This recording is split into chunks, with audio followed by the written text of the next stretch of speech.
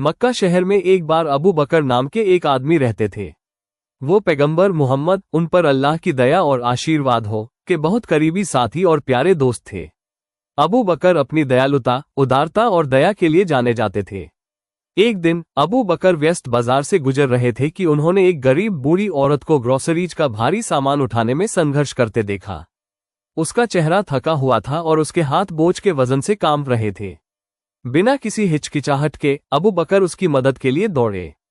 उन्होंने उसे एक गर्मजोशी भरी मुस्कान के साथ अभिवादन किया और कहा, आप पर शांति हो बहन जान, मुझे इन भारी बैगों को उठाने दीजिए। अबू बकर ने उसके हाथों से कुछ बैग ले लिए और एक खुशदिल से उन्हें उठाया। साथ चलते चलते अबू बकर को पता चला कि बूढ़ी औरत एक विधवा थी जो अकेले रहती थी।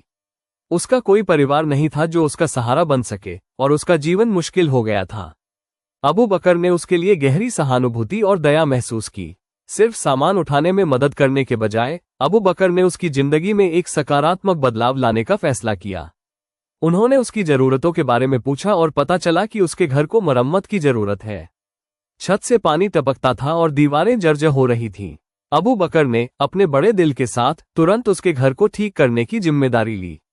उन्होंने कुशल श्रमिकों का एक समूह इकट्ठा किया और सभी जरूरी सामान उपलब्ध कराया।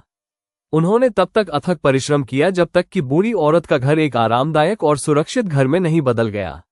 जब बूढ़ी औरत ने बदलाव देखे तो उसकी आंखों में कृतज्ञता के आंसू आ गए। उसने अबू बकर को धन्यवाद दिया और उनकी भलाई के लिए प्रार्थना की। अबू बकर ने अपनी विनम्रता में इस दयालुता का श्रेय इस्लाम की शिक्षाओं और पैगंबर मोहम्मद, उन पर शांति हो, के दयालु उदाहरण को दिया। ये कहानी हमें दयालुता, करुणा और जरूरतमंदों की मदद के लिए हर संभव प्रयास करने के महत्व सिखाती है। अबू बकर के कार्य इस्लाम की सच्ची भावना और पैगंबर और उनके साथियों के खूबसूरत चरित्र को दर्शाते हैं।